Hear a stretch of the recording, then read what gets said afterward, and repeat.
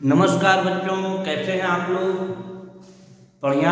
हल्की हल्की ठंड शुरू हो गई है, लेकिन कोई दिक्कत नहीं। गणित लगाइए, मौज के साथ मस्ती के साथ गणित लगाइए, ठंड भाग जाएगी थोड़ी थोड़ी, ठीक है। और हम बेटा इसके पिछले वाले वीडियो में height and distance some applications of the trigonometry, इसके कुछ एनसीईआरटी की किताब का मैंने क्वेश्चन नंबर 13 तक करवा दिया था। नाउ अब हम लोग उसको आगे कंटिन्यू करेंगे क्वेश्चन नंबर 14 से बेटा, ठीक है।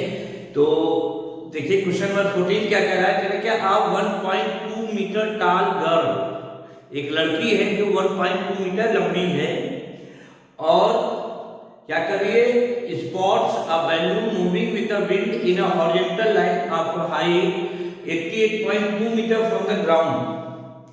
ठीक, यानी क्या हुआ कि एक बच्ची है, ये ग्राउंड है, यहाँ से 88.2 मीटर की हाइट पे बैलून उड़ रहा होगा, ये बैलून है बेटा, और ये हाइट दी हुई है 88.2 मीटर, ठीक है। अच्छा, एक बच्ची है जो 1.2 मीटर टॉल है, यहाँ पे एक बच्ची खड़ी है, इसकी हाइट दी हुई है 1.2 metre. 1.2 metre is the height of this girl, और ये बच्ची यहाँ से गुब्बारे को देख रही है।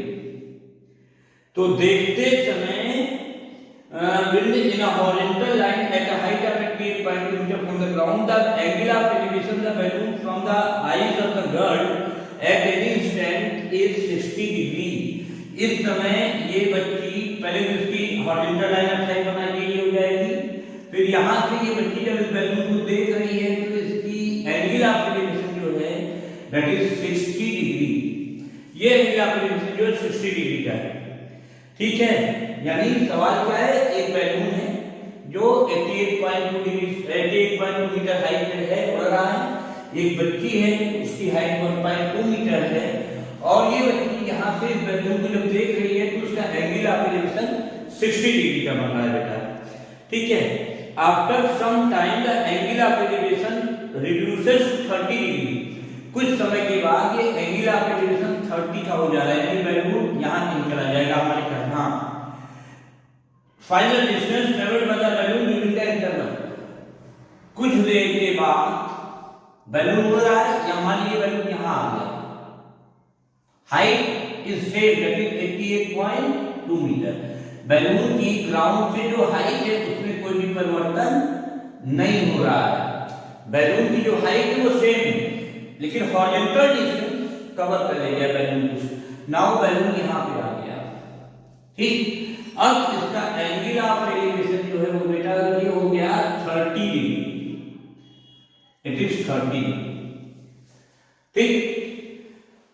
सवाल समझ लीजिए फिर से, एक बैलून है 88.2 मीटर हाइट पे उड़ रहा है, और एक बच्ची है 1.2 मीटर टॉल है, और वो यहाँ से इस बैलून को देख रही है, तो एंगल ऑफ एलिवेशन 60 का बन रहा है। ध्यान देना बच्चा लोग, ये line horizontal line of side पहले बनाएंगे आप, फिर यहाँ से एंगल 60 का ये एंगल ऑफ एलिवेशन हो गया।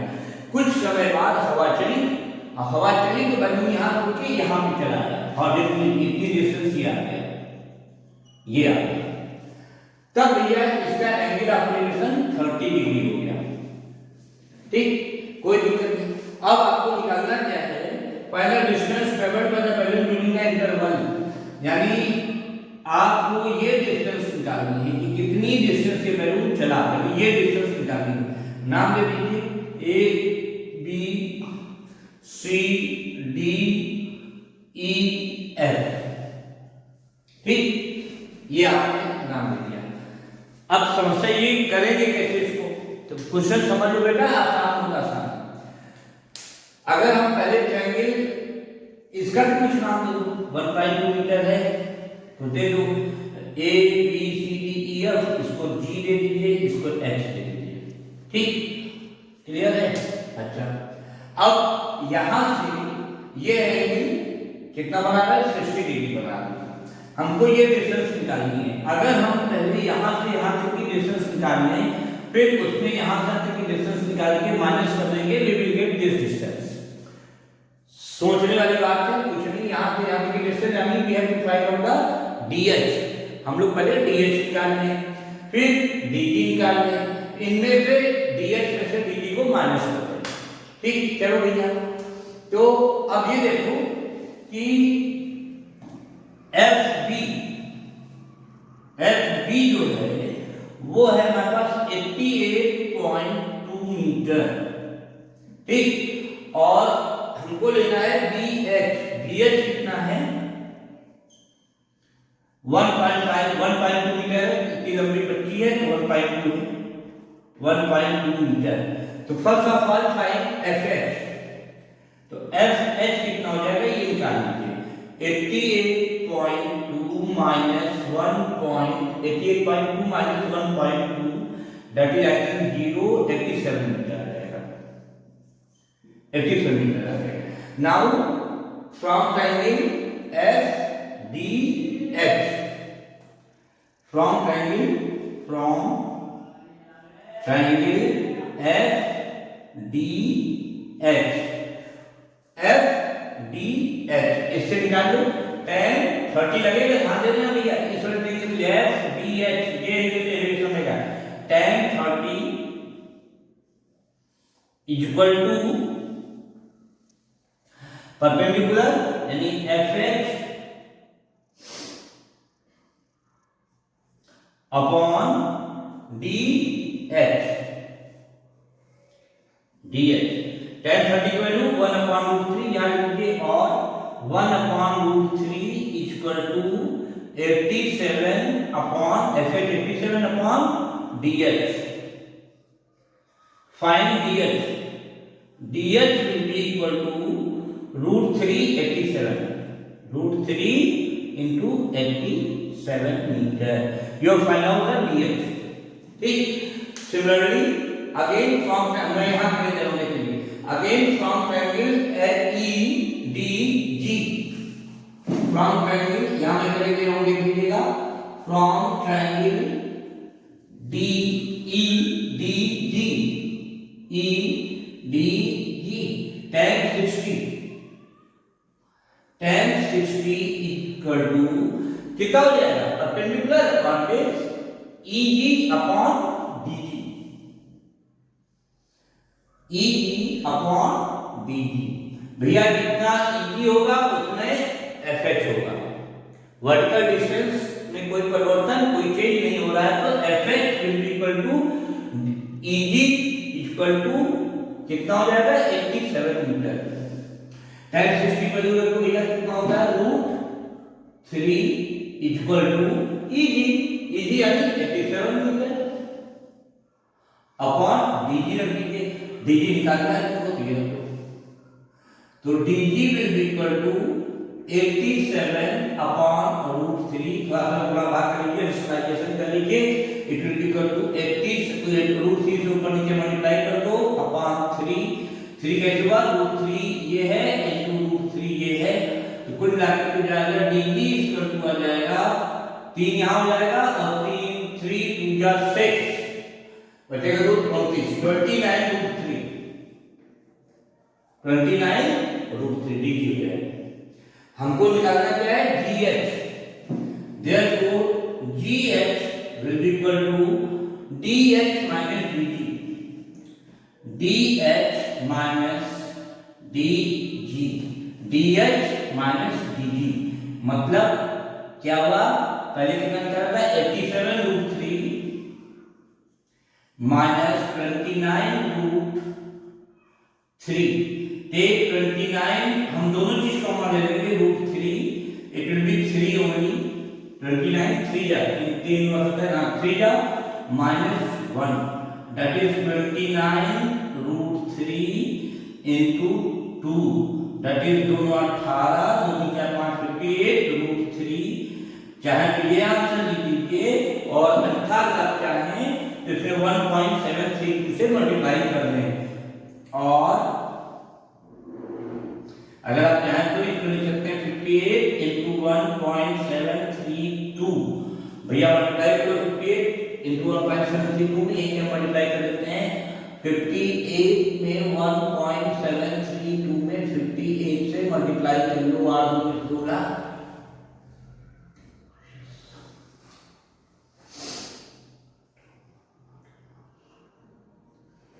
8 to 16, 8 to 24 plus 1 5 25, 8 7 जा 56 plus 2 58, 1 1 जा 1 और 5 13, 5 2 10, 5 या 15 16, 5 से 35 और 5 2 10, 5 के 3 16, 5 से 35 36, 5 में 5 8 आई थी 5 to 10, 5 to 15 plus 1 16, 5 7 is 35 plus 1 36, 5 is 5 plus 3 8, 6 5 8 plus 14, 6 9 10, 8 1 9 10, 2 1 2 3 के बाद इसमें लगा दीजिए, it will be equal to 100.456 meter and it will be your answer.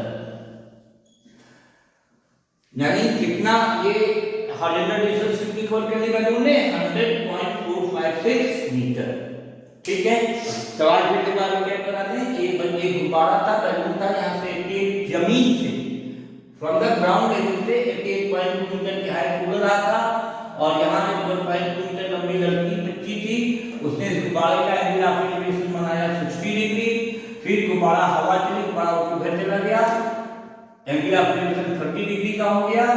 ठीक है, तो आपको ये निकालना था कितना हॉरिजॉन्टल डिस्टेंस ने कवर किया बेटा।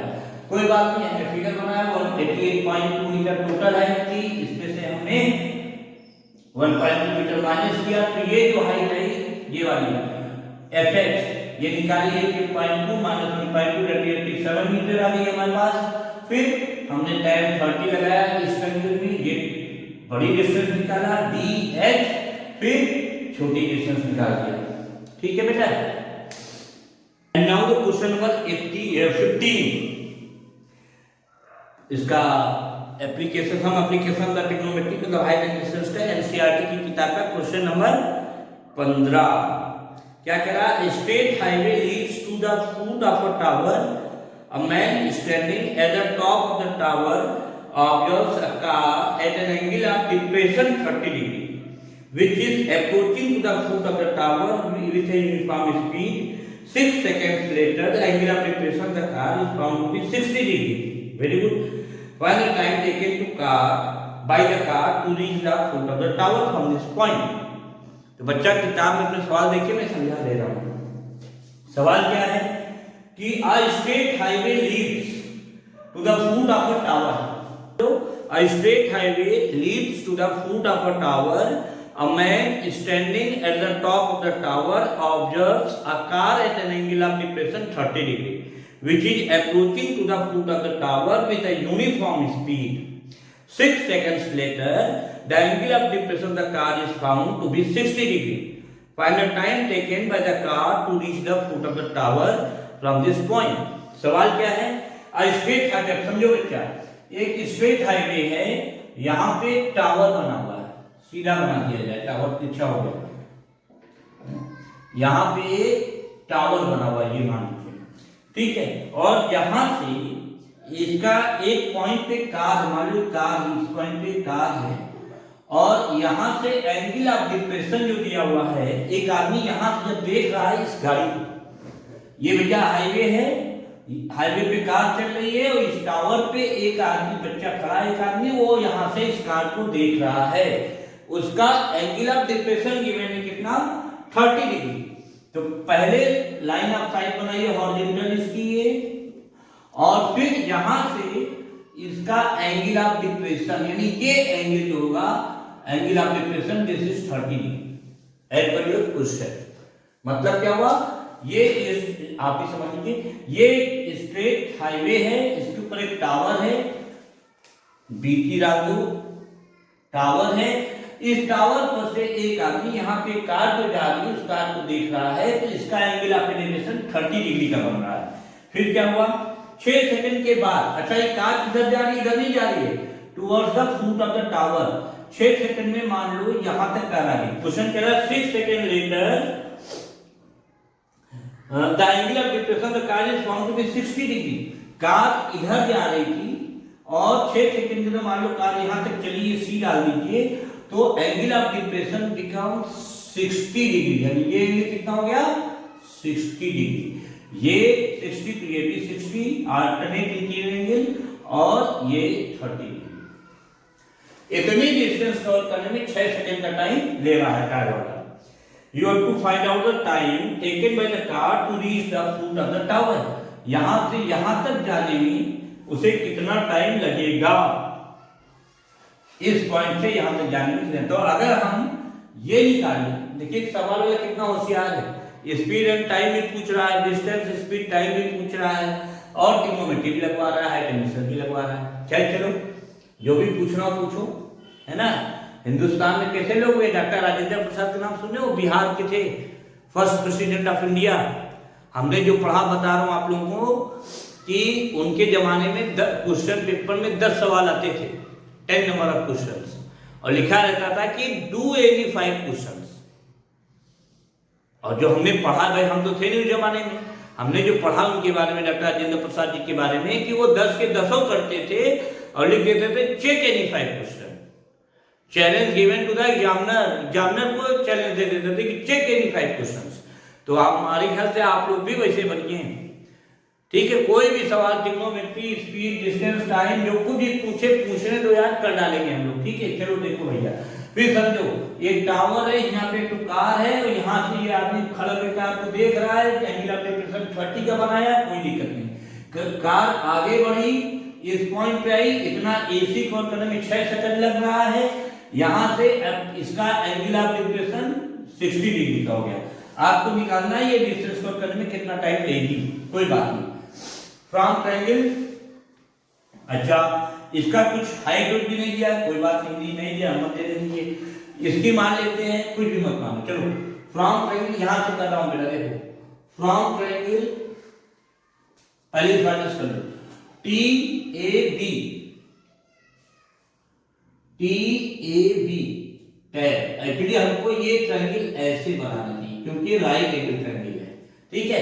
From right angle triangle T A B tan 30, अपनी दोस्ती tan के साथ है, हाइपोटेन्यूज में tan याद किए रहो। tan 30 equal to perpendicular upon base TB upon BA, TB upon BA, ये हो गया तुम्हारा tan 30, ठीक। अगेन यहां से निकाल लो भैया, TB की वैल्यू निकाल लो कितनी होगी। चलो अगेन फ्रॉम ट्रायंगल TCB, फ्रॉम triangle TCB tan 60 is equal to TB upon BC,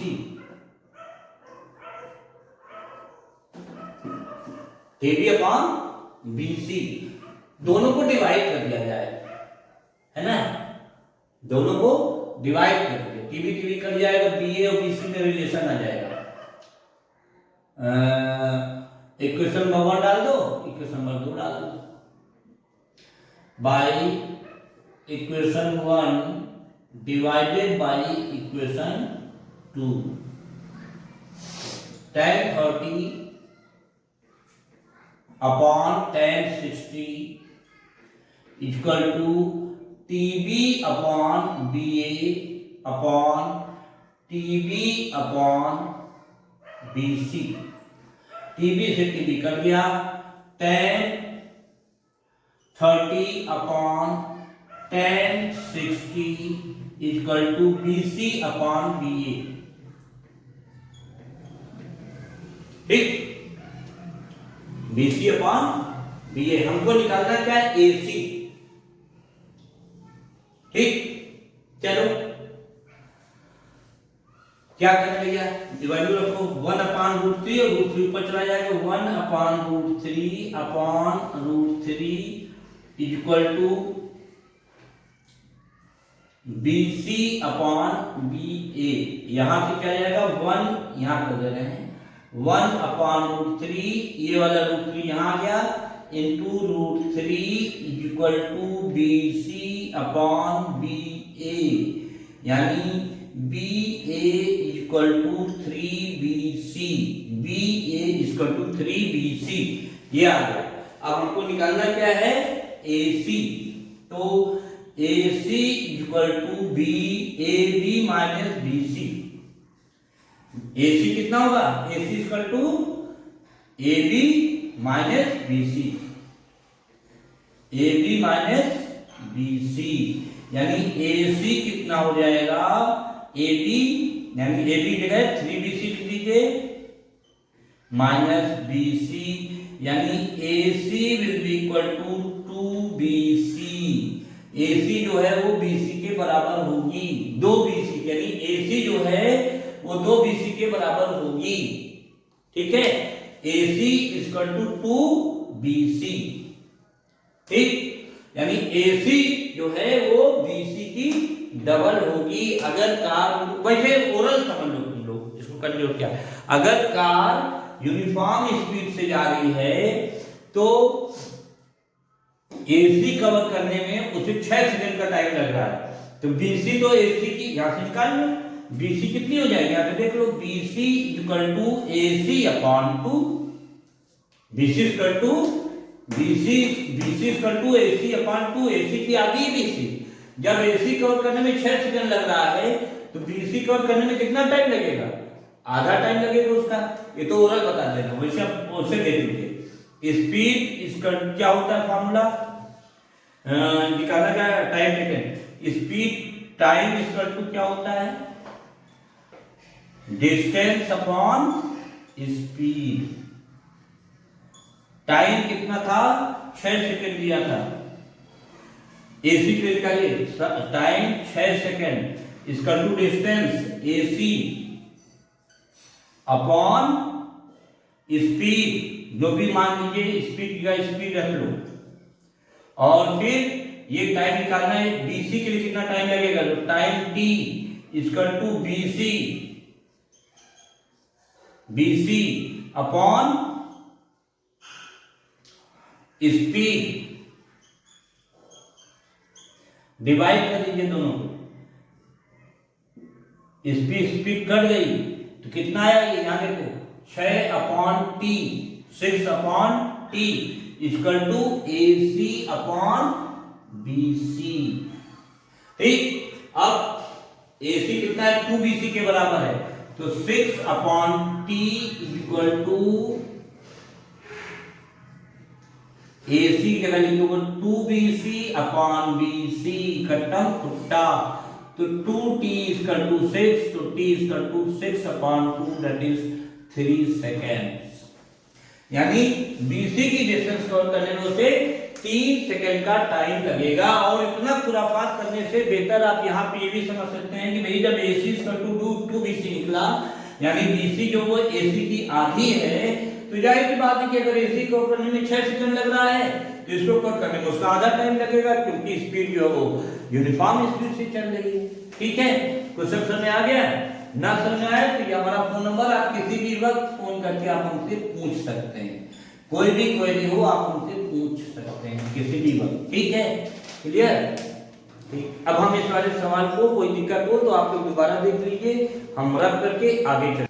और अब question number 16, now question number 16 और आखिरी सवाल आपकी एक्सरसाइज का।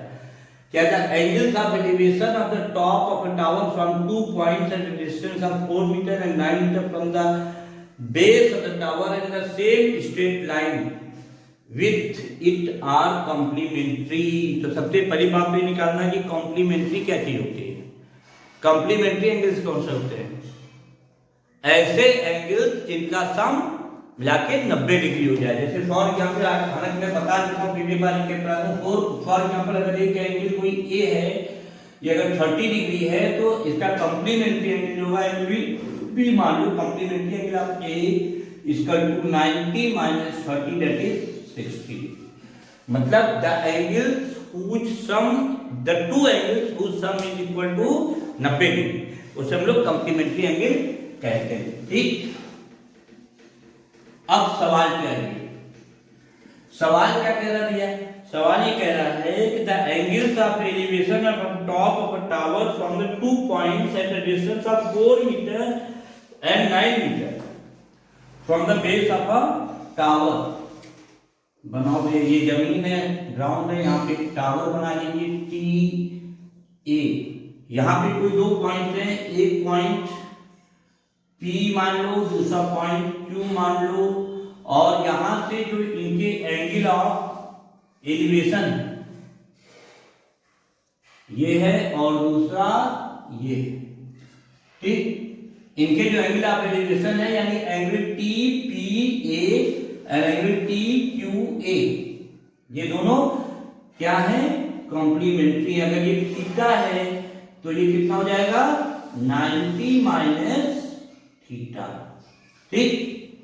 सवाल फिर समझ लीजिए, टावर 80, ये एंगल TPA, दूसरा TQA, both angle are relation are complementary with each other, मतलब दोनों का सम 90 होगा। तो एक अगर थीटा है तो दूसरा 90 माइनस थीटा, 90 माइनस थीटा हो गया। और क्या किया है, एक जो है वो 4 मीटर है और एक जो है 9 मीटर की डिस्टेंस पे, ये वाला 4 मीटर की डिस्टेंस पे दे दीजिए।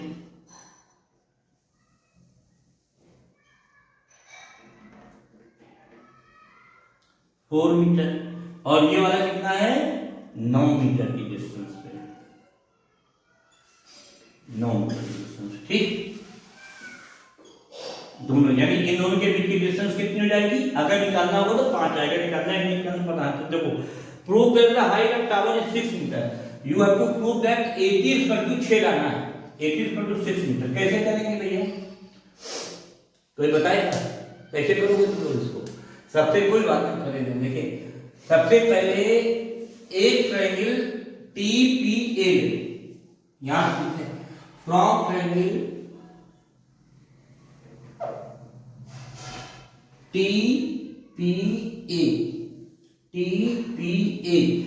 tan थीटा, बिल्कुल पुराना वाला सवाल है, tan theta is equal to perpendicular upon base TA upon base PA। PA की वैल्यू दी है 9 मीटर, नहीं हाँ PA की वैल्यू 9 मीटर दी है, तो इसको 9 मीटर बाद में रखेंगे। फिर again from triangle TQA, from triangle P नहीं, फ्रॉम ट्रायंगल TQA। सवाल वाला किताब वाले परेशान बहुत करते हैं आप लोगों को, कॉम्प्लीमेंट्री एंगल्स का फॉर्मूला भी पूछ रहे इसी बहाने उस सवाल से। क्या होगा भैया, tan 90 minus theta is equal to TA upon QA, TA upon QA। अब देखो पूछा तो फिर TA है, लेकिन इसको हम करते हैं फिर, चलो कोई बात नहीं, इक्वेशन नंबर 1 डालो, इक्वेशन नंबर 2 डालो,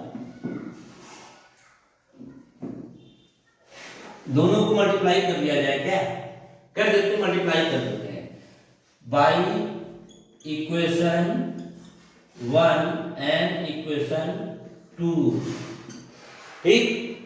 मल्टीप्लाई क्यों कर रहे हैं ये समझ लो तुम लोग, डिवाइड क्यों नहीं किए, मल्टीप्लाई क्यों किए भैया। ये tan थीटा है और ये tan 90 माइनस थीटा है, और जो हम लोग पढ़े हैं कॉम्प्लीमेंट्री हमने पढ़ाया है, वीडियो भी बनाया है कि tan 90 minus theta is equal to cot theta, tan 90 minus theta is equal to cot theta.